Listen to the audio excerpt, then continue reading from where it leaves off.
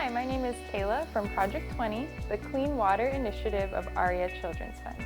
We seek to reduce the instances of water and hygiene-related illnesses in children living in poverty through a combination of hygiene training and water filter distribution. One of the ways we'd like to do that is by showing you some ways that we explain to children about germs and proper hand washing, with the hopes that it will support you in impacting and empowering the families in your community. We'll start out by discussing how easily germs can transfer without us even thinking about it at times. For example, let's take a look at this picture. See how someone is stepping in poop? What will happen when they walk around? The poop will go everywhere they go and get spread all around. The same goes for the flies that are stepping on the poop. They'll take the germs with them wherever they land, and we know where they'll want to go next. In the same way that the flies take germs with them from one place to the next, we do that with whatever we touch. What if we touch something with germs, then put our hands in our mouth to eat? Doctors and scientists have figured out that there are lots of germs in poop, and germs are so small that we cannot even see them. If we get these germs in our mouths and swallow them inside our bodies, they make us sick. To help children understand this, one thing you can do is put glitter on your hand to represent germs, since we can't always see when our hands have germs on them. By hiding glitter in your hand and shaking hands with others, you can see how the germs can get transferred easily from one person to the next. This means that we can be sharing germs with people all day without even realizing it. If we don't wash our hands well enough and often enough, those germs can end up making us sick with a fever or diarrhea. Washing our hands properly is the best way to prevent germs from spreading and doing what we can to keep ourselves healthy. Because of this, the main thing we want children and families to understand is when, how, and why to wash your hands. We talked about the why, so now let's talk about how. I've used glitter to represent germs since we can't see real germs. I'm going to rinse my hands in this tub of water.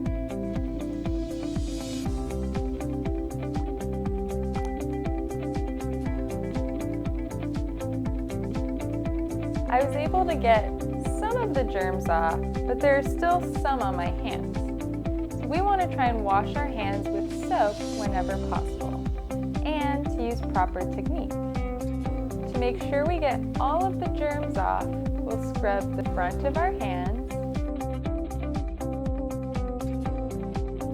the back of our hands,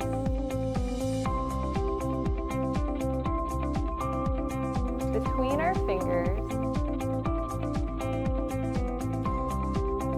and also make sure to clean under our hands. To make sure that children spend enough time washing all parts of their hands, you can instruct them to count to 20 or to sing the happy birthday song twice. Once we're done, we can dry our hands on a clean towel.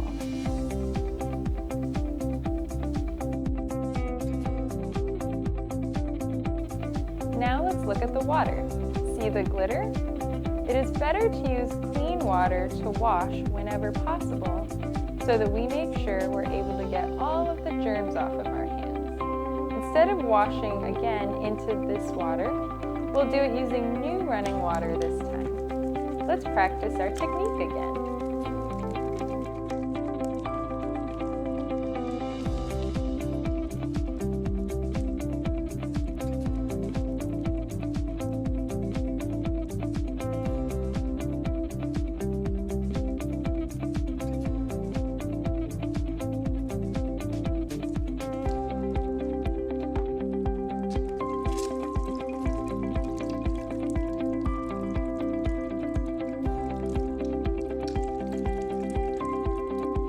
What if you don't have somewhere clean to dry your hands? We don't want to get germs on our hands again by drying them on a dirty towel or by drying on our clothes. When in doubt, just air dry your hands. Don't be afraid to dance a little while you do it. Now, let's make sure we understand when to wash our hands.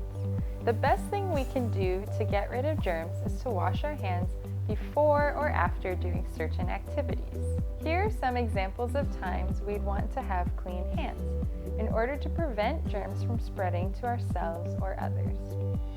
Before cooking or serving food. Before eating. Before nursing a baby. Before collecting or handling clean water. After urinating or pooping, because one of the biggest sources of germ spreading is poop. After cleaning a baby's messy bottom. After tending to or touching animals, because their poop is also a big source of germs. Before and after touching someone who is sick. Another big source of germs is people who are already sick, and we don't want to give the vulnerable sick person additional germs. We wash our hands when finished because we don't want to catch what they have or pass it on to others. If you are caring for several sick people, wash your hands before and after touching each person. After coughing or sneezing in our hands. Washing our hands is such an important way to keep ourselves healthy, but we know it's not always easy to find a place to wash your hands, and it can use up a large amount of precious water. Because of that, we want to show you a way that you can create a hand washing station called a tippy tap with different materials that you may be able to find in your communities. These stations use a very small amount of water to wash your hands and can be adapted based on what's available. We are not experts on tippy taps, and we need your creativity to come up with ways to make them better in your community based on your environment and your resources.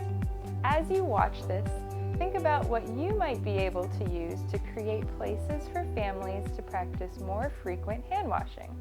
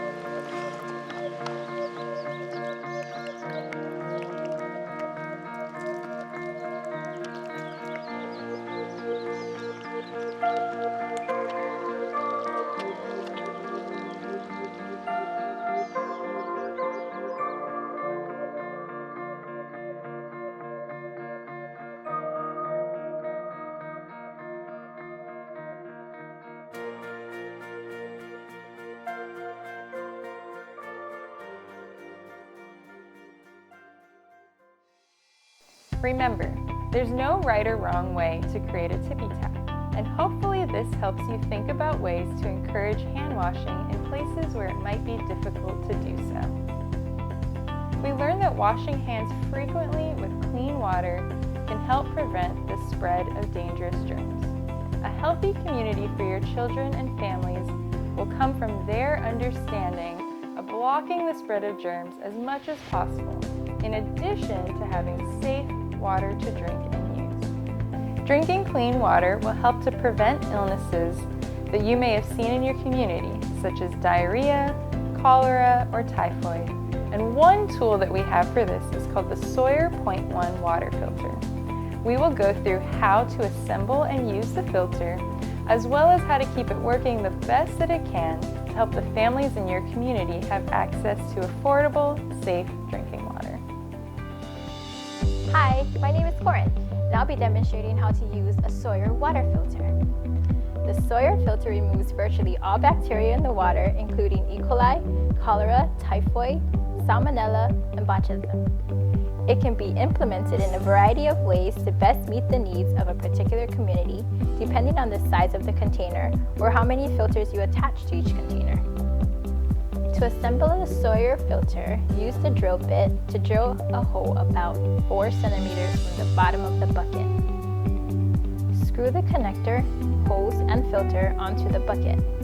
Fill the bucket with dirty water. Lower the filter head below the water line and let gravity do the rest. To keep the filter working to its best abilities, we want to make sure the filter stays clean and does not get contaminated. One way to do that is to make sure that each week the bucket, lid, and spigot should be cleaned with clean water and dishwashing soap. Another way is to prevent germs coming into contact with the filter, buckets, and water containers as much as possible. This includes making sure that anyone who touches the filter spout or container for the filtered water has washed their hands properly first. This also includes being careful not to let animals touch or lick the filters. We also want to make sure not to put filtered water into a dirty container or to wash any part of the filter setup with dirty water. Cleaning the filter is done by backwashing it with clean water weekly or more often as needed, as the water flow slows down. For best results, we want to backwash the filter with force until the water comes out looking clear. One way to prevent the filter from getting too much dirt stuck inside of it is by first pre-filtering dirty water through a cloth. It is also best to wash the filter shortly after use while it is still wet inside. This will prevent dirt from drying up inside of the filter, which can be harder to remove.